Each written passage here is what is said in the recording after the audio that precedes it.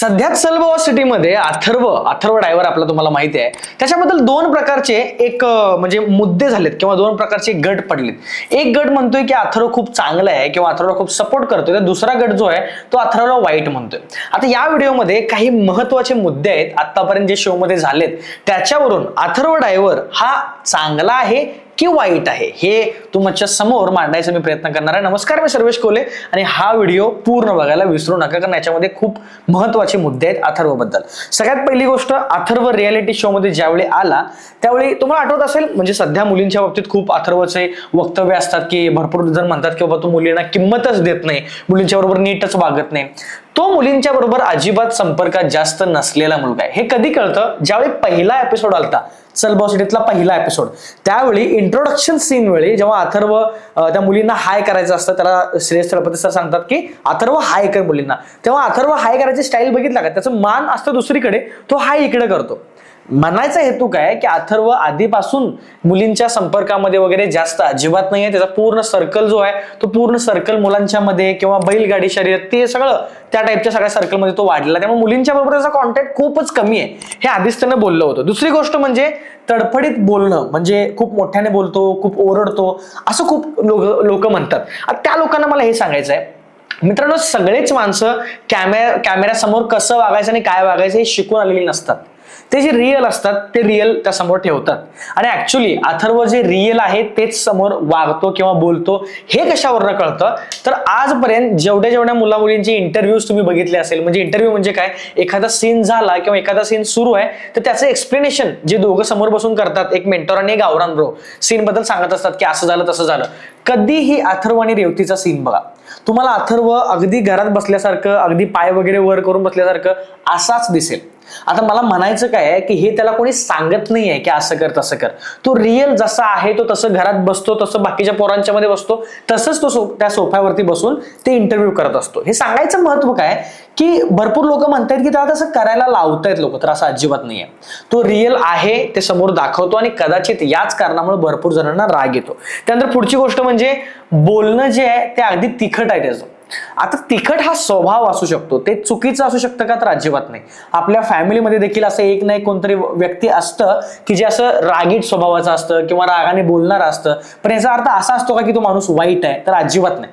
हे बघा, मला जे वाटतंय ते मी इथं व्हिडिओमध्ये सांगायचा प्रयत्न करतोय.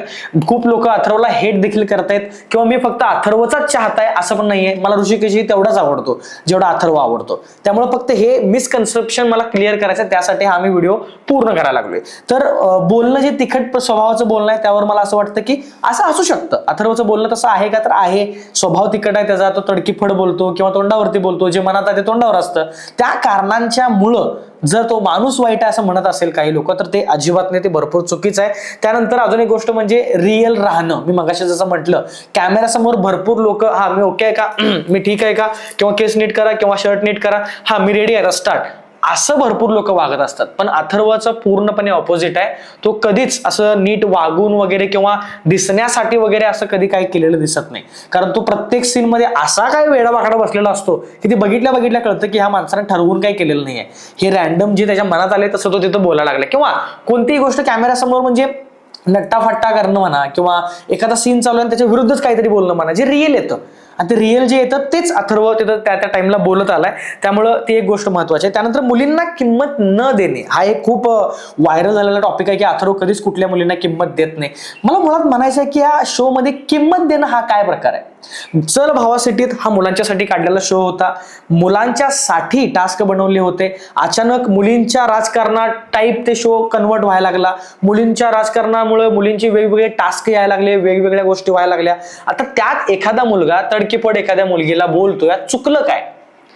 शो मध्ये आल्या आल्या अनुश्री माने जी आहे तिनं आधीच बोललं होतं, तुम्हाला आठवतंय का बघा, की ती एका म्हणजे इंडस्ट्रीमधून आले किंवा एखादी व्हिडिओज वगैरे किंवा शॉर्ट फिल्म्स वगैरे ती करून आले, त्यामुळे काइंड ऑफ सगळ्या गावरानच्या मनामध्ये तिच्याबद्दल थोडीशी रिस्पेक्ट जास्त होती किंवा एक भीती होती की आपण असं मुलगी बरोबर कसं डायरेक्ट बोलायचं. पण अथर्व हा एकटा होता जो सगळ्यात पहिला अनुश्री माने बरोबर भिडला. त्यांच्यामध्ये काय वाद नाही आहेत आता, पण तुम्हाला एक सांगतोय. त्यावेळी सीन झाला होता, आठवतंय का बघा, की जरी भिडला असला किंवा जरी काय बोलला असला तरी तो पातळी सोडून बोलला नव्हता. लिटरली अनुश्रीनं त्यावेळी 2-3 मुलींना घेऊन, एक मुलगी होती त्यासोबत कोणतरी, तिला घेऊन तिनं एका मुलगी समोर अथर्वची खूप इज्जत काढली होती.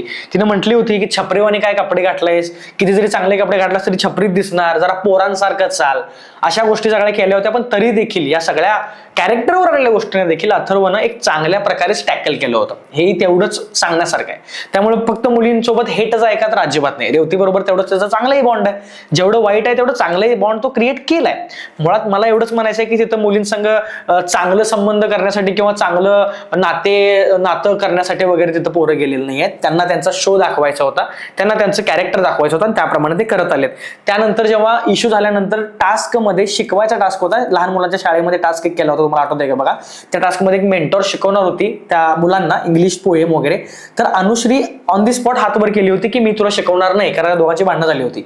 तर त्यावेळी एक गेम प्ले काय असतो तर तिथं देखील अथर्वचं हे सांगणं गरजेचं आहे की त्यावेळी अथर्व गप बसला नव्हता. तर तो अक्षता असेल किंवा भाग्यश्री असेल यांची हेल्प घेऊन स्वतःचा परफॉर्मन्स स्वतः चालू केला होता आणि स्वतः क्रिएट केला होता. त्यामुळे अनुश्रीची हेल्प न घेता, आपल्या मेंटॉरची हेल्प न घेता तो गेम प्ले साठी किती सिरियस आहे तर ते त्या टास्क मधून दिसतंय. त्यानंतर फर्स्ट एपिसोड मध्ये मी मगाशी म्हटल्याप्रमाणे तो आधीपासूनच सांगत होता की मी मुलींच्या पासून दूर आहे, मला मुलींच्या बरोबर कसं बोलायचं येत नाही, मला माहित नाही. तो रडला देखील होता त्या टॉपिक मध्ये. त्यामुळे मुलींच्या बरोबर इश्यू किंवा हेट हे जास्त सिरियसली त्या शो मध्ये घेण्यासारखं आहे का तर असं अजिबात मला वाटत नाही. आणि त्यानंतर सगळ्यात महत्वाची गोष्ट, बैलगाडा शर्यत. प्रत्येकाच्या क्षेत्राचा प्रत्येकाला आदर असतो, सन्मान असतो. पण शो मध्ये आल्यापासून अथर्व आपल्या बैलगाडी शर्यत असेल किंवा बैलगाडा ते क्षेत्र असेल त्या गोष्टींच्या बद्दल कधीही न बोलतोय असं होत नाही. म्हणजे कायम बोलत असतोय. म्हणजे त्या क्षेत्राचा आदर ठेवणं किंवा त्या क्षेत्राचा सन्मान ठेवणं किंवा प्रत्येक एका गोष्टीमध्ये, म्हणजे ते मेकअपचा सीन झाला होता की एवढं पैसे जर तुमच्याकडे असं तर काय केलं असं तर अथर्व माझी बैल रंगवलं असतो म्हटला. किंवा अजून एका गोष्टीमध्ये कपडे घेण्यासाठी वगैरे पैसे दिले होते, त्या टॉपिक मध्ये देखील अथर्व म्हटलं की माझ्या बैलाने मी असं केलं असतं, माझी बैल एवढी केली असते, तेवढी केली असती. म्हणजे त्या क्षेत्राबद्दल एवढा आदर सन्मान ठेवून एवढ्या मोठ्या शो मध्ये जाऊन देखील आपल्या क्षेत्राला न विसरणं किंवा मध्ये त्याचा मूड चेंज झाला होता, तो म्हटला की मला घरी जायचंय किंवा मला परत जायचंय वगैरे वगैरे. या सगळ्या गोष्टींच्यावरनं एक कळतं की माणूस रागीट असू शकतो, तो अगदी रागाने सगळ्यांसंग तिखट बोलू शकतो, पण त्याचा अर्थ तो वाईट आहे असं अजिबात होत नाही. सगळेच कंटेस्टंट चांगले आहेत, प्रत्येकाचा स्वभाव वेगळा आहे, प्रत्येकाचं कॅरेक्टर वेगळं आहे. पण अशा काही कारणांच्यामुळं एखाद्या माणसाला हेट करणं हे अगदी चुकीचं आहे असं मला वाटतं. अथर्वला तेवढाच सपोर्ट आहे जेवढा ऋषिकेशला सपोर्ट आहे माझा. मी आधीपासून लाईव्ह मध्ये सांगत आलोय. तुम्ही लाईव्ह जर बघत नसाल तर रोज रात्री 10:30 वाजता शब्दवेडी चॅनलवरती लाईव्ह असतं, 2 आठवड्याचं असेल आता. त्यामुळे मला एवढंच म्हणायचं आहे की अथर्वला बिनकामाचं जे लोक हेट करतायत त्या लोकांना एवढंच सांगायचं आहे की असं अजिबात नाही आहे की कोणी चांगलं आहे कोणी वाईट आहे. सगळेच चांगले आहेत, सगळेच वाईट आहेत त्या ठिकाणी.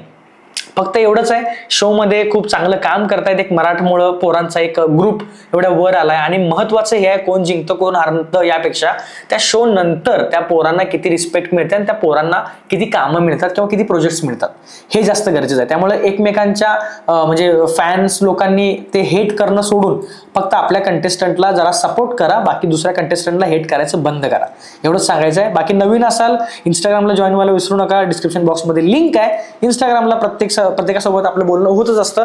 आपण भेटू नेक्स्ट व्हिडिओमध्ये. Tata, bye bye, see you.